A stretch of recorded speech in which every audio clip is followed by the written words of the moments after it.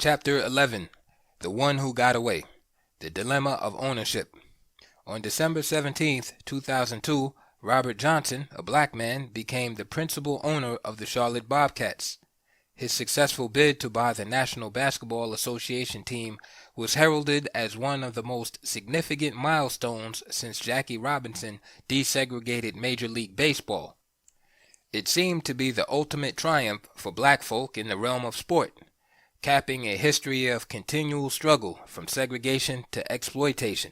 Here, at last, was the final victory, catapulting the level of black participation beyond labor, no matter how glamorous, into the rare air of ownership.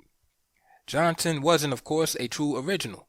With his purchase, he followed a line of black entrepreneurs in the sports industry.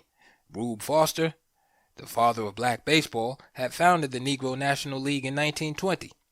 Robert Douglas had founded the Harlem Wrens, the first professional black-owned basketball team in the United States, in 1923. Fritz Pollard, the Brown University football All-American, had owned two professional black football teams in the 1930s. In 1989, Bertram Lee and Peter Bino were part of a group that purchased the Denver Nuggets, though Comsat Video actually owned 62.5% of the team. Despite these precedents, Johnson's purchase meant a good deal more. He became the first black majority owner of a professional sports franchise in the high-stakes, multi-billion-dollar area of the sports industry, an achievement signaling economic participation in the previously all-white club of modern sports owners. Had Johnson bought the team a generation earlier, the purchase would have been met with unfettered celebration by the African American community as a breakthrough of monumental significance. "We need ownership," was the cry in sports then, as it was in so many other areas of black life, an acute and chronic quest for a people born in slavery. Ownership was viewed as the logical culmination of the struggle, the magic wand, the elixir to all of our sports woes. At least, that's what we thought, until it actually happened. The revolution had arrived, but, as has always been the case in the topsy-turvy, shape-shifting history of black athletes, the revolution didn't look like we thought it would. In fact, the announcement of Bob Johnson's ownership was greeted with mixed reviews. I was surprised by my own ambivalence. It quickly became clear that while black ownership in the abstract seemed like an unfettered good, the fact that the particular black owner would be Bob Johnson complicated matters.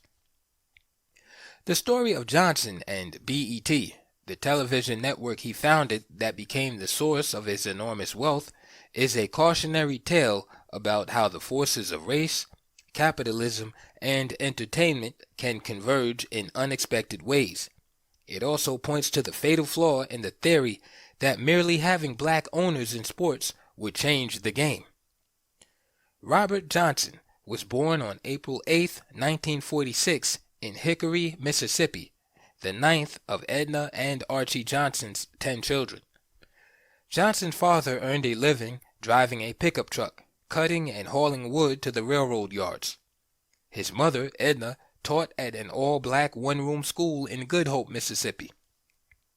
In 1963, the Johnsons moved north to Freeport, Illinois, where they lived in a succession of old rental homes on the predominantly black East Side.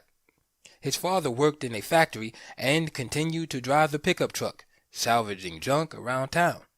His mother worked at Burgess Battery and the microswitch division of Honeywell.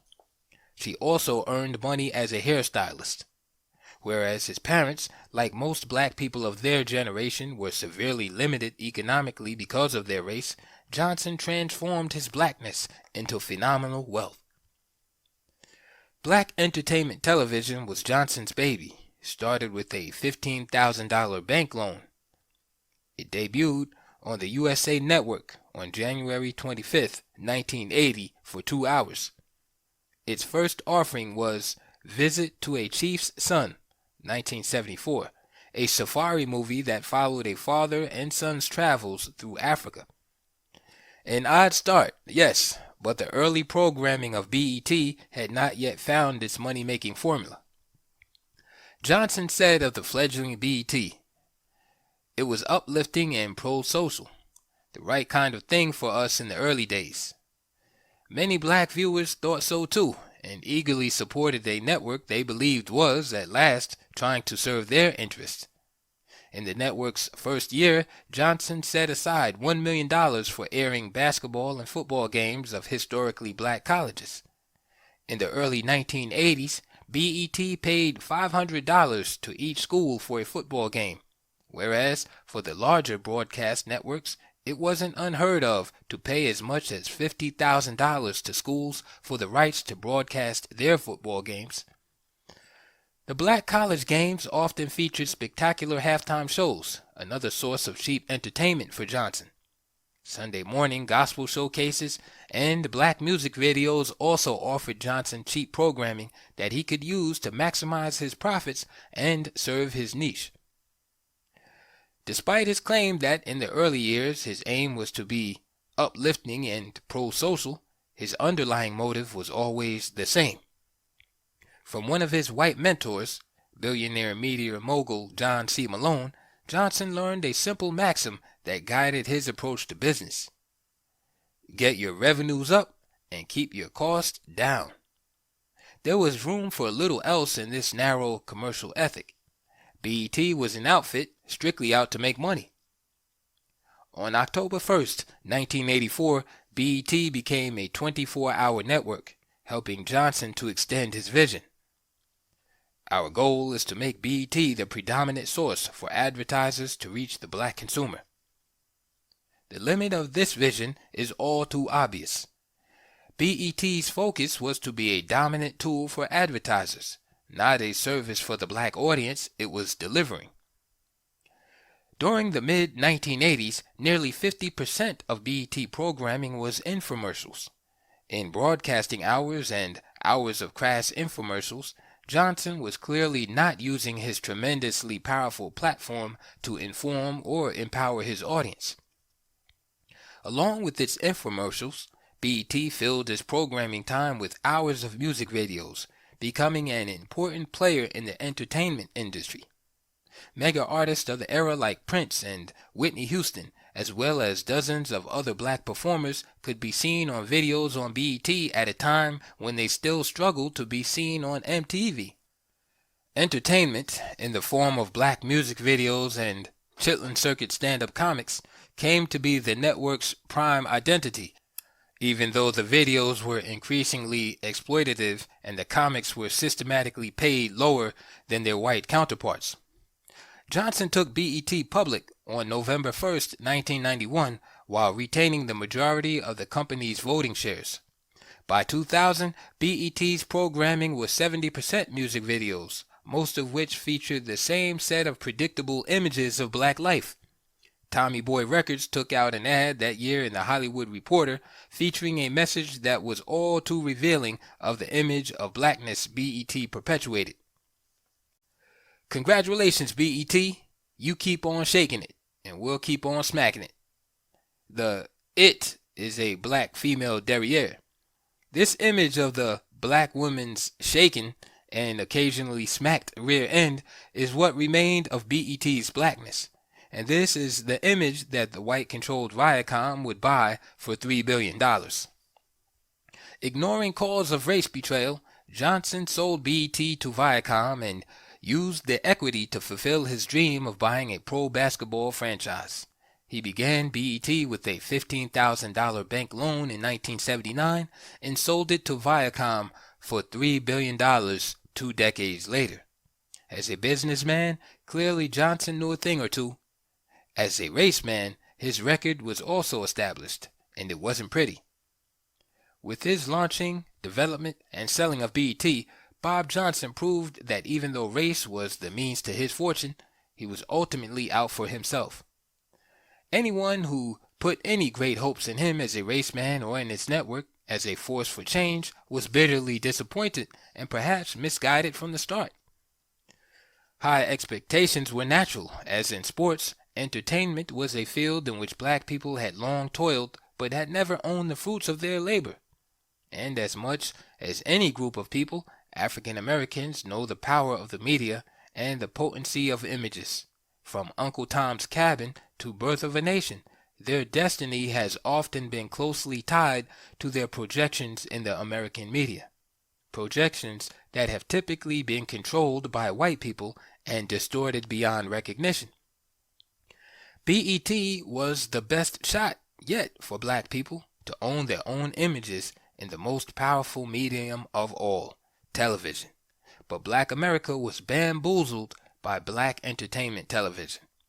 The images that BET brought to the screen were reminiscent of those described by James Weldon Johnson when he wrote back in 1922 that the Negro in the United States has achieved or been placed in a certain artistic niche. When he is thought of artistically, it is as a happy-go-lucky, singing, shuffling, banjo-picking being, or as a more or less pathetic figure. Given a shot at reclaiming the black image from this history of distortion and insult, Bob Johnson only proved that a black man could put on a minstrel show as well as anybody. To be fair, Johnson did create a successful business, at least as far as the balance sheet goes. He also helped groom a generation of black executive talent and did satisfy at least a portion of the black audience's demand for more black images on television. In fact, Johnson often proclaimed BET the network of black America. But then, when the time was right, Johnson sold out. He shopped black America's most important media outlet to white people. All of this raises some unsettling questions for those of us who have always dreamed that black ownership in sports would represent a radical gain for black athletes and for black America as a whole. On the multi-billion-dollar plantation of sports, will Johnson offer the black athlete and black America a sense of enfranchisement, or will he be just another businessman out to make a buck? Where is Johnson's true allegiance? Is the core of his being black or green? I wanted to get answers to these questions from the source, and Bob Johnson graciously took time to meet me one afternoon in New York for a stroll through the minefield of race and capitalism. I'm a businessman first. That's the first foot on the ground, Johnson explained during our interview. I come at it, owning an NBA franchise, as a business. That's where I initially come at it. I didn't invest $300 million just to say I'm an owner. I invested in it to say I am an owner with the chance to have a business proposition in sports. But herein lies the contradiction. For all of Johnson's green-first orientation, he also stands ready to use race to his advantage whenever possible, especially in an industry dominated by African American players.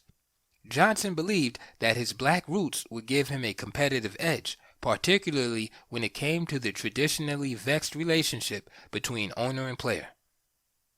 This is what I'm hoping, Johnson said.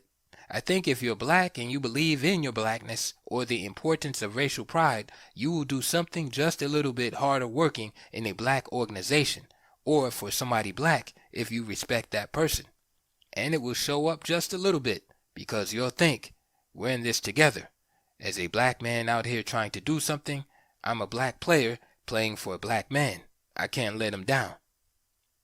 My hope is that it translates into a little bit more hustle, a little bit more aggressiveness, a little bit more behavior modification. If 8 out of 14 guys feel that way, then they have an impact on the city. If you get a balance of the players playing for the Charlotte Bobcats feeling that they're playing for racial pride, it might make a change. Johnson also believes that race might offer a slight advantage when it comes to recruiting players.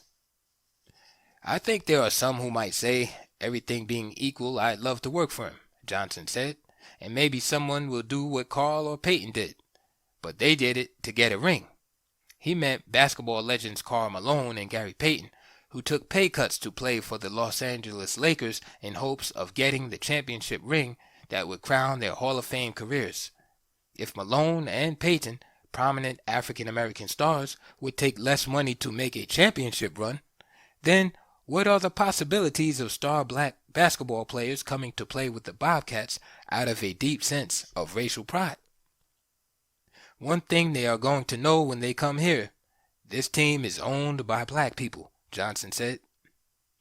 This potential to get players to play for something other than their next check or personal pride, to believe they're playing for a higher cause, is what Bob Johnson brings to the table as a majority owner in the NBA. The idea that race can be a catalyzing force is very seductive, conjuring visions of a team that consciously represents the best of black America. This notion of athletes being driven by race is an old idea, one that stretches back through the history of sports in America, but one that normally applied to individual athletes, particularly boxers, from Jack Johnson to Joe Louis to Muhammad Ali. Great black hopes took on the burden, sometimes willingly, sometimes not, of being symbols for the race. But this sort of symbolic representation would be particularly potent if applied to an entire organization, from the owner to the management to the players. It wouldn't just represent black individual prowess, which has been on display for hundreds of years, but the power of a black collective. Johnson clearly senses that it's an idea that some players might find desirable, but he never publicly embraces the idea with all of its complicated ramifications. Instead, he hints at it in a savvy effort to exploit the potential desire of black players to play for a quote-unquote black team that represents black America. And he never suggests that a black team would orient or organize itself differently from a white team, never suggests that it offers a chance to overturn the exploitative model of professional sports. Johnson also used race to persuade NBA owners to award him a franchise in the first place, choosing his bid over that of a group led by Larry Bird. The ownership council during his presentation asked Johnson if he felt diversity mattered. Naturally, he told them yes. Given the nature of your business, Johnson remembers telling the council, if you're going to have any future, then you cannot ignore diversity as an issue. Johnson was here referring both to the racial makeup of the league and the potential for increasing the minority fan base of the league. He could also have been referring to the fact that the league's promotional idiom, its slogans and commercials, the musical soundtrack that accompanies the game at arenas and on television, is largely taken from contemporary urban black culture. He went on, if Bird had put up $300 million and I put up $300 million, they still would have had to pick me, under my definition, because otherwise they're saying, if there's going to be a jump ball with white folks, then white folks will always get it, because we made the decision to give it to them. Our bids were the same amount of money, and he's a basketball legend. Yeah, okay, but 75% of your players are black now. In other words, Johnson used the racial makeup of the league and of the country to muscle his way into the owner's box of the NBA. He clearly leveraged not just his race as an individual, but a whole race of people to get his franchise. And, as noted, he expects his race to give him some advantage in recruiting and getting the most out of his talent. So now, does Bob Johnson owe anything to those people? Those 35 million who helped him score a $300 million deal? Apparently, the answer is yes and no. One is you have to succeed at what you're doing, Johnson said. I guess I'm saying the obligation you owe is to build up a dynamic of success to the point where the debate goes away. So it's no longer, we got to give you the opportunity because you're black. Now it's, we have to give the opportunity to you because you're just good. You got to get to the point where American Express CEO Ken Chenault can walk into American Express and there ain't no leverage point. You can't say, well, gee, you know half our card users are black and we got to do this. You got to say, we need the best guy, and the best guy is Ken Chenault. Johnson seems caught up in his own nimble footwork here. In this bid for an NBA team, he essentially believed that the league should give him a team because of his blackness, while at the same time arguing that his ultimate goal was to help create a world that would award people based strictly on ability. Johnson has proven himself an able moneymaker, but that ability wasn't enough for him to gain admittance to the ownership level of the NBA. For that, he banked on his blackness. So the question remains, what can he do to pay back the debt in the short term? One answer is that he could think about the franchise not merely as his possession, but as a joint possession, partly his, partly that of the black folks he leveraged to get the franchise. Of course, the same could have been said about his television network. So when it came to BET, why did Johnson feel he had to sell to a white person after having built up the company on the goodwill and economic power of black America? How could he have handled it differently and respected the equity that black people had in the business? One possibility is that Johnson could have sold BET to a black investor for less money, for less of a profit, in order to satisfy the quote-unquote debt for leveraging the undocumented black masses. He leveraged black folks to help create a $3 billion asset. Of course, much of that value came from the work of Johnson and others, but how much of that was due to black leverage? Pick a number, say $600 million. So that $600 million ain't Bob Johnson's, it's ours, right? What you're saying is that I take the $600 million hit to keep it in black hands, and that's the way I'm returning back to the undocumented investors, black people, their own assets by keeping it back in black hands, Johnson responded. You could then argue that you're passing on an asset that will then always be in the hands of black people. Berry Gordy could have done the same thing at Motown.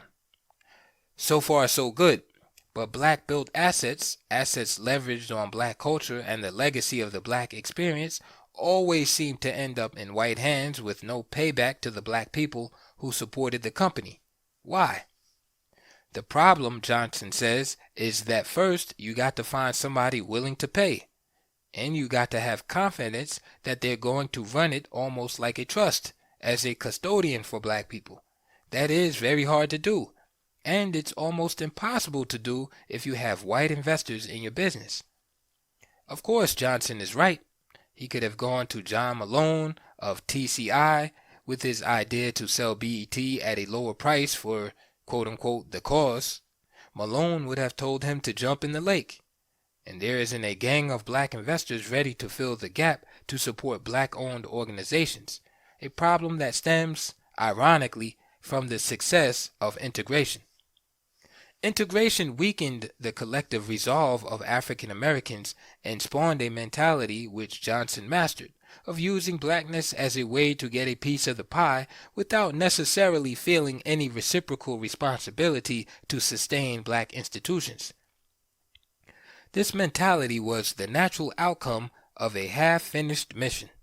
Integration, while never truly complete, led to the splintering and tearing apart of black institutions and culture, making it difficult for African Americans to move in a concerted fashion. Without the collective spirit of institutions, black people are left wandering as individuals. "You're preaching from my script," Johnson said in agreement. "The cost of integration can be measured in the decline of black economic power in some sense. Jackie Robinson, not to blame Jackie for this, but the fact that he went to say, 'I want to play for the white man,' that basically destroyed the Negro Leagues because everybody else said, 'The ice is colder over there,' which it was. 'The water is good.' But the result was that black institutions were destroyed as each individual sought to improve his personal lot. Johnson claims he found himself in the same situation.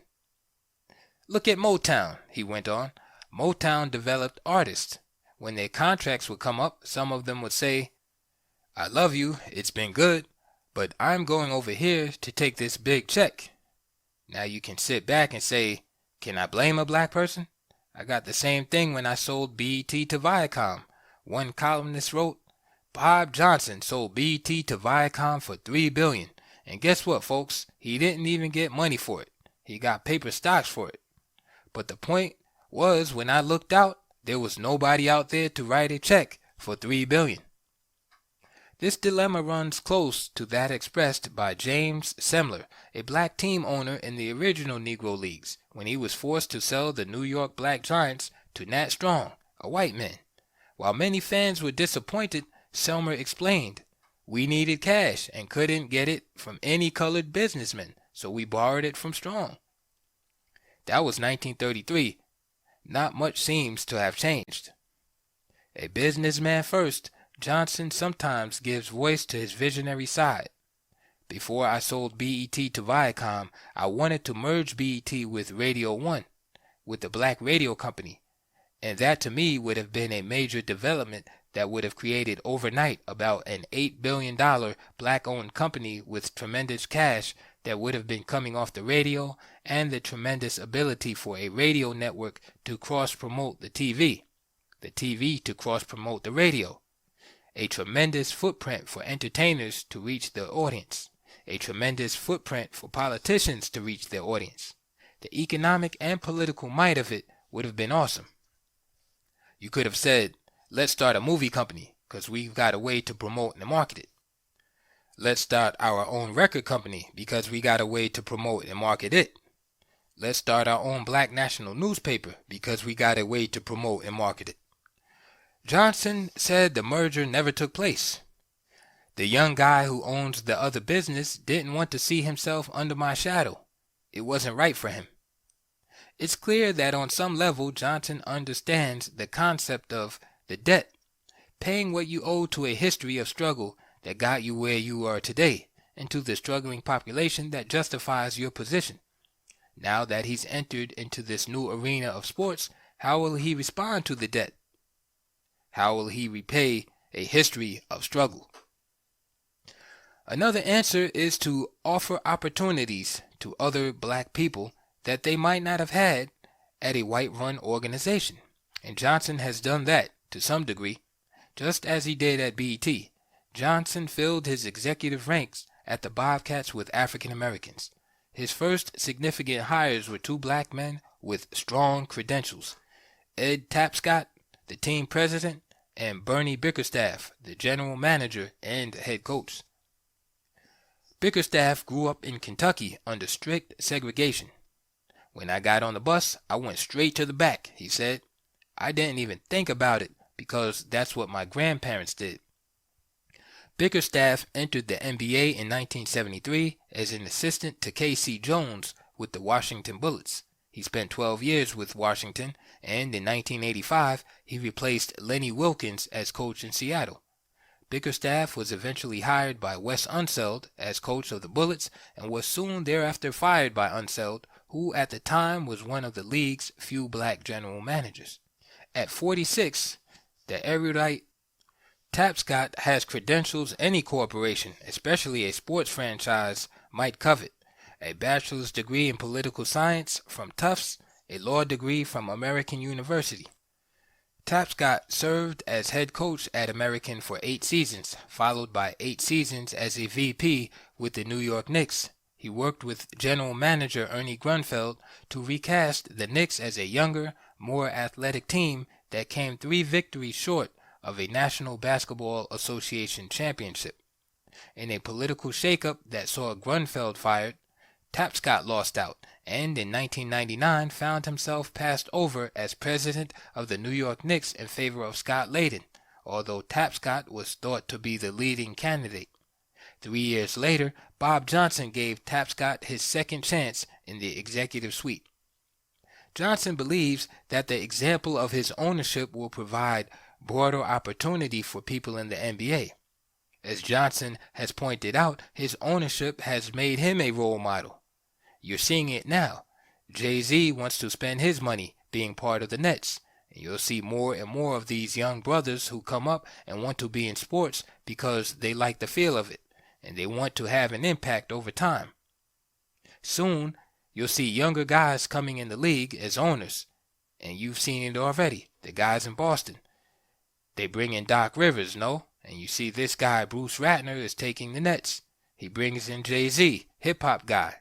You know they swirl around with black business folk, and that's going to have an impact on the players. so that if Jay-Z sees other players and they're talking about ownership issues or player contracts, I guess they'll figure, Jay-Z, y'all got to take care of us. And to the extent Jay-Z can sense a reason and say, look, we'll be reasonable and y'all be reasonable. Maybe you get a deal. That to me is the most interesting dynamic. To his great credit, Bob Johnson's rise to wealth has been characterized by his serving as a model for other entrepreneurs while also opening the doors for other black executives. This is progress and is one of the most commonly touted benefits of black ownership. But why doesn't it feel like enough? Why does Johnson's seizing control of an NBA franchise not feel like the exciting culmination of all these years of struggle? The Bob Johnson story tells us something very important. Simply being black is not nearly enough to carry on that legacy. A black man can move the ball forward for himself or even for a handful of others, but to become a genuine force for change, he has to act in the best tradition of that history, while seeking to learn from its mistakes. The legacy of that historical search for power is perhaps a simple one that Tom Molyneux should have understood, standing in the squared circle in the center of a crowd howling for his blood on that winter's day over a century ago. Keep fighting till you win. At every juncture in the struggle, black athletes have fought hard and then let their guard down when they thought victory was in their grasp. Inevitably, that moment of lapsed vigilance was all the opening the opposition needed to strike back. Black athletes have fallen prey to this again and again. When black athletes secured a toehold in the earliest versions of organized sports in America, in baseball and horse racing and cycling, they settled for individual success rather than trying to use what power they had to remake a system to ensure fairness and the possibility for future success. The Negro Leagues were undermined when Rube Foster died because he was the visionary who understood that temporary individual successes weren't enough if they weren't accompanied by new institutions to ensure the perpetuation of that success. Black style, for all of its revolutionary power, failed as a true revolutionary force because no systems were put into place to make sure that style, the style created by a whole people, wouldn't simply be ripped off for the enrichment of a few. And integration ended up merely allowing black athletes to join in a corrupt, unfair system. Visionaries like Curt Flood made the connection. Flood understood that it wasn't enough to be allowed to play the game, but that history and the legacy it offered demanded that he fight to change the system, not just buy into it. And now we have a black owner. But without a full reckoning with history and its lessons, even a black owner is susceptible to the usual isolation and backlash. Buying in is only the beginning. The key is to transform, to make something newer, fairer, more just, something that responds to the demands of the chorus of history, to create something new, to change the game. Epilogue. Making the open shot. For there is hope of a tree, if it be cut down, that it will sprout again, and that the tender branch thereof will not cease. Job 14:7. On September 18, 2005, a group of current and former players representing the National Basketball Association and the Women's National Basketball Association traveled to Mississippi to view the devastation of Hurricane Katrina. The trip was arranged by the NBA Players Union, but initiated by the players themselves. I drove from New York to Mississippi, not as part of any assignment for the New York Times, but to see the devastation firsthand and deliver some supplies. The caravan began in Jackson with a news conference. Afterward, players mixed easily with fans and posed for photos and signed autographs. The next stop was Hattiesburg, where players held another press conference and helped unload trucks and distributed supplies. It wasn't until the caravan headed toward Gulfport that the magnitude of Katrina began to hit home. The players slowly got off the bus and stared at what used to be a Las Vegas-like strip, once glitzy and glowing and crammed with tourists. The entire coast had been reconfigured. Casinos that had sat on barges had been lifted out of the water and slammed to the shore. The back of one casino had been ripped off and blown 2 blocks away, and now sat in the middle of a highway. Trucks that loaded and unloaded ships from ports across the highway were twisted in a heap 100 yards from where they had been parked. The most overriding sensation was the smell. The stench of rotting carcasses was something that television images could not convey. The flood of 2005, which had called for, in the words of FEMA, the biggest single disaster response in our nation's history, was a wake-up call for a global audience, those who were washed away as well as those who watched. The disaster awakened us to harsh realities of the widening gap between rich and poor. More than the event itself, the reaction to the disaster became the focus of debate and controversy. Some victims complained of feeling like foreigners in their own land. Horrifying images underscored the reality that there are multiple tiers of life in America. The images of death, desperation, hopelessness, and poverty flushed into full view made many of us wonder where this America had been hiding. We did not recognize it. Some of us did not even realize this America existed. The hurricane was also a wake-up call for this group of NBA athletes, because the hardest hit were black and poor, many of them having stayed behind because they could not evacuate. They lacked the transportation and money needed to leave. Many of the athletes were raised in Mississippi and other parts of the South. They knew firsthand what it meant to live by a slender thread. Justin Reed, a forward for the Boston Celtics, said he saw himself in the faces of young storm victims. "I come from a single-parent home, and once upon a time we were homeless," he said. "I know how hard it is to start from scratch, to have to build and wonder if you're ever going to be able to live like you once lived. I feel what they're going through because I came from a path like that." As we started out at the Gulf, for a split second, I felt as though I was standing on the banks of the Jordan River, looking over the Promised Land. Earlier in the afternoon, Sharif Abdur-Rahim, one of the Sacramento Kings, and Allen Houston, the former Knick, sat at a table discussing the crisis, as well as the dilemma of leadership among African-American athletes.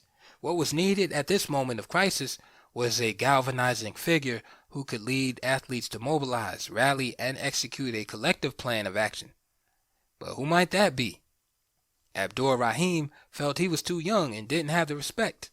They needed a Michael Jordan-type figure to captain the troops, to say, "This is the plan, I'll lead the way."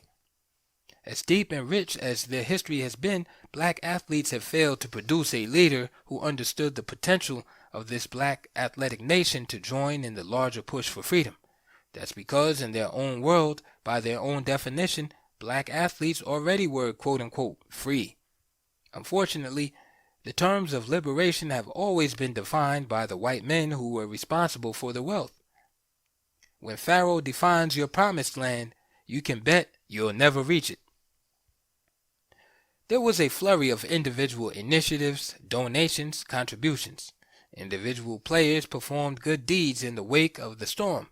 Most participated in a number of commendable initiatives, from buying books to buying groceries, through their various foundations. But no one could galvanize the collective power of African American professional athletes to create a more far-reaching initiative. The question remains, who will step up and take the shot? What Katrina illustrated quite graphically was that the economic problems confronting communities from which many professional athletes come are too large for one foundation to solve. If players hope to make an impact, the principle they apply to basketball must also be applied to the arduous process of rebuilding communities. Teamwork. Much can be done when you pull together as a group rather than trying to do it as an individual, said Eric Dampier, the Dallas Maverick center. though this time it's going to be very important for us to pull together as a group. The Mississippi excursion was a good gesture, but by the end of the year, with the NBA and NFL seasons in full swing, the immediacy of the disaster, the sights, sounds, and smells of misery began to fade. Where do we go from here?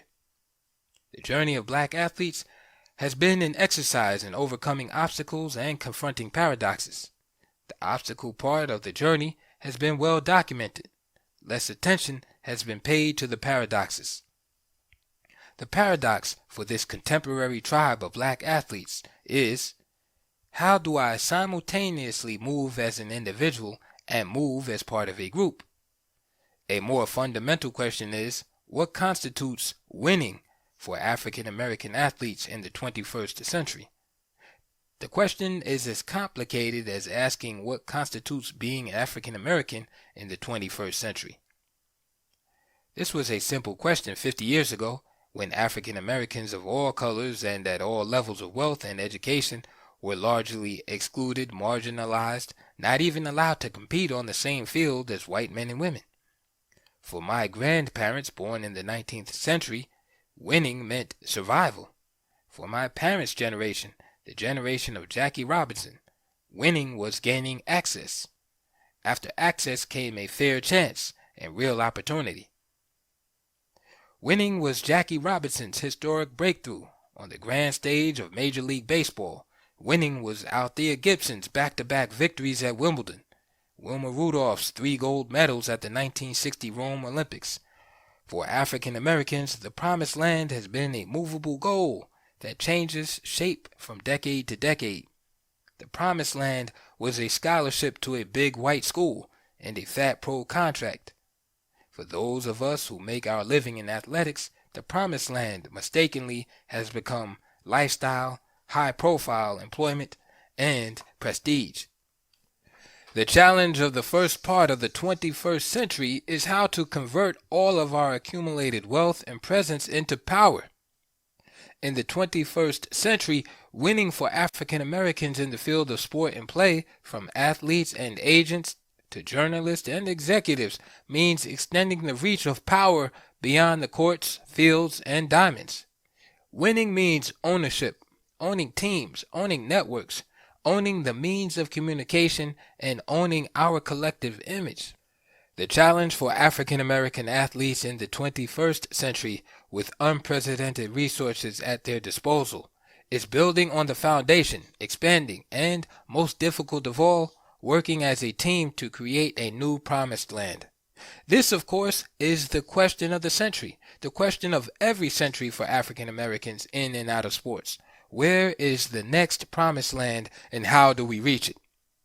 The first step toward harnessing the cultural and economic power of black athletes is forming a coherent association of professional African American athletes. There are organizations for every other type of black professional: physicians, accountants, journalists, attorneys, but there has never been a national organization of African American athletes. An association would provide links and affiliations, set agendas, and define parameters. An association of professional African American athletes, like all professional organizations, would solidify a presence that has built over decades, framing issues, coordinating initiatives, and helping define what, in fact, it means to be a black athlete. The late Arthur Ashe predicted that African American athletes would play a pivotal role in shaping a society in which they'd command an increasingly viable presence on the global landscape. Ashe constantly preached that African American athletes had to stop hiding from their responsibility to address hard social issues. He chided Michael Jordan for his neutrality on social issues, and scoffed at the excuse that high-profile athletes who remained silent were actually working for change behind the scenes. Backstage isn't that large. The Black Coaches Association was formed in the early 1980s by a handful of assistant basketball coaches. The BCA's original mission was to push African Americans for head coaching jobs in an industry where black men and women were dominant as players but nothing more. After substantial growing pains, the BCA expanded to include every aspect of the intercollegiate sports industry, from coaching to administration to gender issues facing African American women. An association of black professional athletes, whatever its mission, would potentially become one of the strongest associations in sports. Such a group would galvanize the power of a rich past and a prosperous present and figure out a plan for the future. Historian John Hope Franklin doesn't think sports will ever be the promised land for African Americans. I spoke with Dr. Franklin in January 2005 on the eve of his 90th birthday. He has lived much of the history covered in this book. He was born in 1915, the year that Jack Johnson, the first black heavyweight champion, lost his title to Jess Willard. Dr. Franklin was 4 years old in 1919 when Rube Foster founded the Negro National League, which gave black baseball players a home. He was 33 years old when Jackie Robinson integrated Major League Baseball with instructions from Branch Rickey to, quote, turn the other cheek. He was 89 in November 2004 when black NBA players roared into the stands in Detroit and pummeled abusive white fans after a player was hit with a flying cup. He's seen black athletes go from pariahs to humble servants to outrageous millionaires. This has been quite a remarkable arc, but Dr. Franklin doesn't think it marks progress. In fact, Dr. Franklin, professor emeritus at Duke University, feels that sports has become something of a mirage, creating opportunity on the one hand, but also creating the illusion that things are much better for black America than they really are. In fact, their prominence obscures the dire predicament of black Americans in the United States. There was always a time when society could absorb a select number, a small number, which would be the exception that proved the rule. You still have more black men in jail than you've got in college. Where are they in terms of income? Where are they in terms of privilege? Where are they in terms of just being able to make it in our society? It's awful, he said. It is distressing. So we have to put this in perspective. I know that blacks have risen in basketball, football, and so forth, but they still are the exception that proves the rule. I get more pessimistic the longer I live. Still, Dr. Franklin ended on a note of hope. In the end, I have to be optimistic or else you can't get up in the morning and get through the day. I have developed a capacity to make myself feel that things are going to be all right. Even if deep down I may have some doubts, I have to believe that they are going to be better. In fact, the element that links black athletes through time is the legacy of hope. This has been the black athlete's primary contribution to the journey of African Americans, providing a source of hope, a beacon of light. Jack Johnson gave the community joy and defiance. Joe Louis gave the community hope with knockout boxing victories. Jackie Robinson provided the metaphor of access and opportunity. Muhammad Ali provided inspiration with his conviction. The dominance of Venus and Serena Williams in tennis provided a glimpse into the power of self-definition. Hope, that glimmer of faith in the new day, has been the thread that has guided African Americans through a journey of 400 years. Historian Roger Wilkins eloquently spoke about hope and African Americans a few years ago when he was asked on what he based his own sense of hope. It's based in part on some of my black ancestors who never drew a free breath in their lives, but who believed there was going to be a future, that it was going to be better, he said. And they held themselves together and they passed on values even in slavery. And even while they were in slavery, they were doing things that created wealth and made this country better.